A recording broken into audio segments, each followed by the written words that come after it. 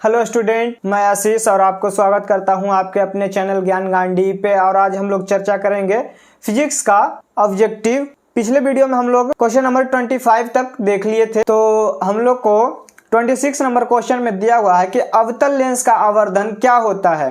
तो अवतल लेंस का आवर्धन v/u होता है, जहां पे आपका v क्या है, तो आपका v जो दिया हुआ है ये प्रतिबिंब की क्या है, प्रतिबिंब की दूरी, और u जो है आपका वस्तु की दूरी दिया हुआ है। नेक्स्ट क्वेश्चन में दिया हुआ है प्रकाश की किरण गमन करती है। तो प्रकाश की किरण कैसे गमन करती है, तो हमेशा सीधी रेखा में गमन करती है। इसको आप देखने के लिए देख सकते हैं कि आप लोग लेजर लाइट को देखे होंगे, तो लेजर लाइट हमेशा कैसी दिशा में चलती है, तो सीधी दिशा में चलती है। या आप लोग देखे होंगे खिड़कियों वगैरह से जब धूप की रोशनी आती है, सूर्य की रोशनी, तो आप लोग देखे होंगे कि वो एक सीधी रेखा में आती है। कैसी रेखा में आती है? सीधी रेखा में। फॉर एग्जांपल के लिए आप लोग घर में अगर खिड़कियों के सामने से धूप गुजरे तो आप वहां पे देख सकते हैं कि प्रकाश जो होता है हमेशा सीधी रेखा में गमन कर सकती है।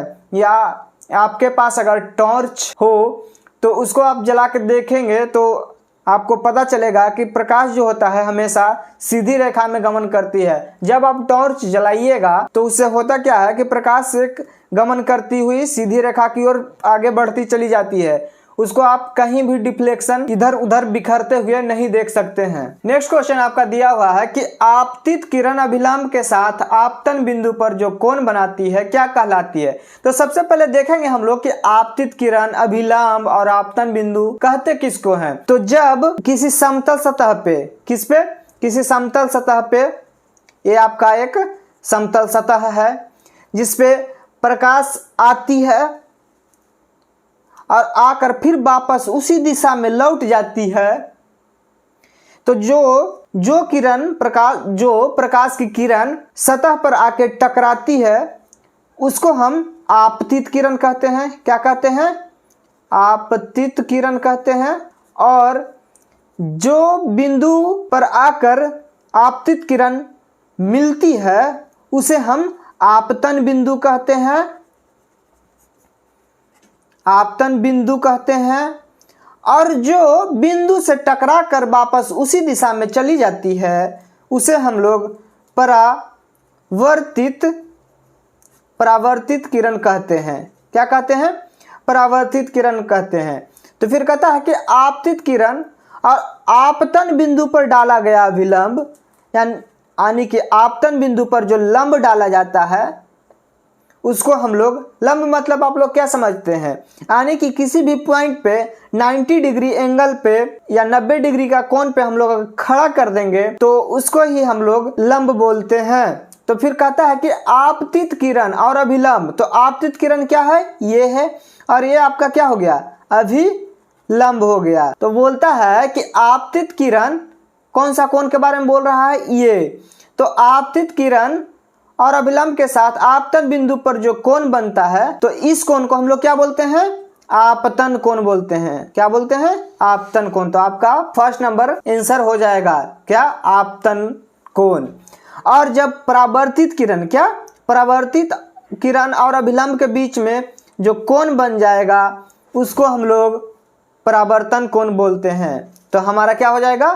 First number option. Next question दिया हुआ है कि काल्पनिक प्रतिबिंब हमेशा होता है। तो काल्पनिक प्रतिबिंब हमेशा कैसा होता है?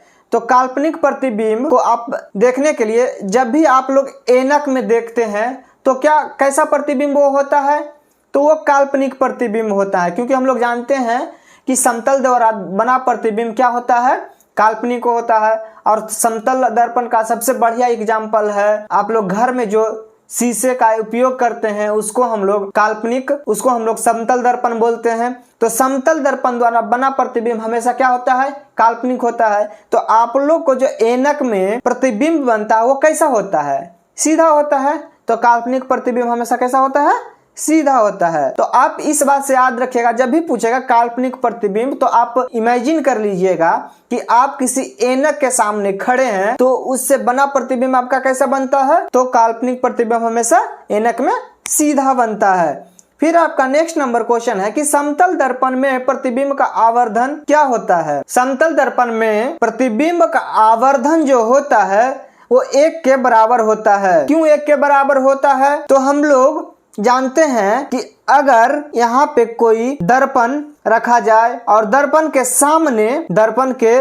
सामने तो समतल दर्पण क्या होता है? समतल होता है। तो जितना दूरी पर इधर वस्तु रखेंगे हम लोग को प्रतिबिंब उतना ही दूरी पर बनेगा। तो आवर्धन जो होगा, तो आवर्धन का फॉर्मूला क्या होता है? m = v/u। तो जितना दूरी इधर है उतना ही दूरी इधर है, तो दोनों क्या है? इक्वल है। मान लिया ये भी दूरी x दूरी पे है तो आपका ये भी क्या हो जाएगा? x दूरी पे हो जाएगा। तो अगर आप इसको x/x कीजिएगा तो कैंसिल आउट हो जाएगा और आपका क्या आ जाएगा? 1। या सिंपली आप समझ सकते हैं कि जितना दूर आपसे आगे कोई प्रतिबिंब है उतना दूर ही आपका वस्तु पीछे है। फिर आपका नेक्स्ट नंबर क्वेश्चन है कि उबतल दर्पण में परावर्तक सतह पर अगर लंबवत गिरती है फोकस पर क्या होती है? तो आपका उत्तल दर्पण का जो परावर्तक सतह है वो क्या होता है? आपका उभरा हुआ होता है और आपका एक पीछे फोकस होता है। तो जितने भी किरणें आकर इसके परावर्तक सतह से टकराती हैं तो वो फोकस से आती हुई प्रतीत होती हैं। तो क्या होती है? अपसरित होती हुई लगती है। कैसी लगती है? अपसरित, मतलब एक ही बिंदु से आती हुई नजर आती है। अगला क्वेश्चन है कि गोलीय दर्पण में परावर्तन के नियम का पालन होता है नहीं होता है? दर्पण की प्रकृति के अनुसार होता है, वहां विसरित परावर्तन होता है। तो क्या होता है? गोलीय दर्पण में परावर्तन के नियम का पालन होता है, क्योंकि गोलीय दर्पण में आपका कौन कौन सा दर्पण आ जाता है? तो आपका होता है उत्तल दर्पण, अवतल दर्पण, परवलयिक दर्पण और भी कुछ दर्पण होते हैं। नेक्स्ट क्वेश्चन दिया हुआ है कि अनंत पर स्थित किसी बिंब का प्रतिबिंब अगर अवतल दर्पण के फोकस पर बनता है तो उसका आवर्धन क्या होगा? तो उसका आवर्धन 0 हो जाएगा, क्योंकि अनंत पे अगर किसी वस्तु को रखेंगे तो उसकी वस्तु की दूरी हम लोग फाइंड आउट नहीं कर सकते हैं, क्योंकि वो अनंत है, इसलिए उसका आवर्धन 0 मान लिया जाता है। नेक्स्ट क्वेश्चन में कहता है कि प्रकाश के परावर्तन का नियम किससे सेटिस्फाई होता है? तो प्रकाश का परावर्तन का नियम क्या होता है कि अगर कोई परावर्तक सतह है, इस पे अगर कोई प्रकाश आकर इस पे गिर रही है तो ये वापस उसी दिशा में चली जाती है और ये आपतन बिंदु पर एक लंब डाला जाता है। तो ये जो आपका आपतन कोण है जो परावर्तन कोण के क्या है? बराबर होता है। ये दोनों बराबर एंगल पे, जिस कोण पे ऊपर से आके गिरती है उसी एंगल पर ये देखिए ये किरण इधर से आ रही है और उसी एंगल पर ये किरण वापस चली जाती है, जिससे आप लोग को समझने में कोई परेशानी ना हो। फिर नेक्स्ट क्वेश्चन है, तो आपका 34 नंबर क्वेश्चन का आंसर हो जाएगा डी, I = R। आपतन कोण बराबर क्या हो जाता है?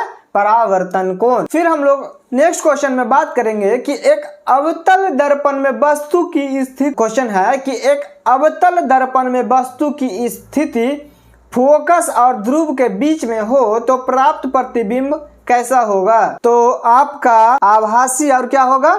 बड़ा होगा। आप देख सकते हैं ये एक अवतल दर्पण है जिसका क्या है? परावर्तक सतह क्या है? धंसा हुआ है। इसका प्रधान अक्ष ये हो गया और ये आपका ध्रुव हो गया, और तो बोलता है, और ये आपका फोकस हो गया। तो बोलता है कि अगर कोई वस्तु आपका यहाँ पे रखा हुआ है, कहाँ? तो फोकस और ध्रुव के बीच में, तो बोलता है कि उसका प्रतिबिंब कैसा बनेगा? कैसा बनेगा? फोकस से कोई जाएगा और वापस उसी दिशा में क्या होगा? लौट जाएगा। फिर आपका वक्रता केंद्र से अगर कोई जाएगी काल्पनिक, और इस साइड आपका जो भी बनेगा वो क्या हो जाएगा? काल्पनिक। और इधर दर्पण के सतह के सामने बनेगा तो उसको क्या बोलते हैं? वास्तविक। तो आपका क्या हो जाता है? आभासी का मतलब होता है काल्पनिक। तो काल्पनिक और आपका क्या बन जाएगा? वस्तु से बड़ा बन जाएगा। तो आपका सी नंबर ऑप्शन हो गया। फिर आपका 36 नंबर क्वेश्चन है कि अवतल दर्पण की फोकस दूरी उसकी वक्रता त्रिज्या की क्या होती है? अवतल दर्पण की फोकस दूरी किसकी? तो वक्रता त्रिज्या की। तो हम लोग जानते हैं कि अवतल दर्पण की फोकस दूरी उसकी वक्रता त्रिज्या की आधी होती है। कितनी होती है? आधी होती है। इसको हम लोग ये भी बोलते हैं F = R/2, जहां F फोकस दूरी है और R वक्रता त्रिज्या है। नेक्स्ट क्वेश्चन दिया हुआ है कि कहां पर स्थित होने से वस्तु का प्रतिबिंब अवतल दर्पण के फोकस पर बनता है। तो जब आप वस्तु को अनंत पर रखेंगे, कहां? अनंत पर रखेंगे। देखिए आपका ये अवतल दर्पण है जिसका परावर्तक सतह क्या है? धंसा हुआ है, और ये आपका प्रधान अक्ष है और ये फोकस है। तो कोई भी परावर्तक सतह पर आएगी और ये फोकस से होकर गुजर जाएगी। तो आपका वह कहां पर स्थित होने से वस्तु का प्रतिबिंब अवतल दर्पण के फोकस पर बनेगा। प्रतिबिंब कहां बनना चाहिए? फोकस पर बनना चाहिए। तो इसके लिए वस्तु को हम लोग कहां रखेंगे? अनंत पर रखेंगे। कहता है कि निम्नलिखित में से किसके द्वारा एक बिंदु स्रोत से समांतर किरण पुंज मिल सकता है। तो किसके द्वारा? अवतल दर्पण के द्वारा। क्यों? क्योंकि इससे अभिसरित होते हुए किरणें प्रतीत होती हैं। फिर आपका नेक्स्ट क्वेश्चन है कि वस्तु से छोटा और आभासी प्रतिबिंब इनमें से किस दर्पण से प्राप्त होता है। तो वस्तु से कैसा होना चाहिए? छोटा होना चाहिए। और आभासी मतलब क्या? तो काल्पनिक प्रतिबिंब। क्या? तो काल्पनिक प्रतिबिंब कहता है कि इनमें से किस दर्पण से प्राप्त होता है। तो आपका काल्पनिक और आभासी, छोटा और काल्पनिक प्रतिबिंब आपका तल दर्पण से बनता है। किससे बनता है? तल दर्पण से बनता है। नेक्स्ट 40 नंबर क्वेश्चन है कि आभासी प्रतिबिंब दर्पण पर कहाँ बनता है। तो हमने आपको अभी कुछ देर पहले ही इस क्वेश्चन को आंसर बता दिया था, जब हम लोग अवतल दर्पण के फोकस और ध्रुव के बीच रखी वस्तुओं के बारे में चर्चा कर रहे थे, तब हमने आपको इस क्वेश्चन का जवाब बता दिया था। तो कृपया कर आप इसका जवाब कमेंट में दें। अगर आपका जवाब सही रहेगा तो हम उस कमेंट को हार्ट दे देंगे, तो आप उसे समझ जाइएगा। कोशिश कीजिए, और अगर आपसे नहीं हो पाता है तो आप कमेंट कर दीजिएगा। नेक्स्ट वीडियो में हम इसका आंसर बता देंगे। आप इस वीडियो को लाइक, शेयर एंड सब्सक्राइब करेगा और अपने दोस्तों के बीच शेयर करें ताकि आपके साथ साथ उनको भी लाभ मिल सके। This is Ashish signing off.